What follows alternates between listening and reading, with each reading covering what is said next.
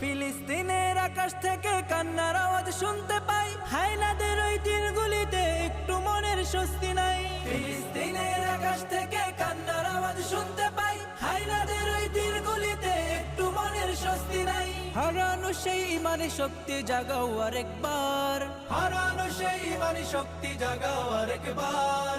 উচ্চ স্বরে তাকবীর বলো আল্লাহু আকবার, আল্লাহু আকবার, আল্লাহু আকবার, আল্লাহু আকবার, আল্লাহু আকবার, আল্লাহু আকবার, আল্লাহু আকবার, আল্লাহু আকবার, আল্লাহু আকবার।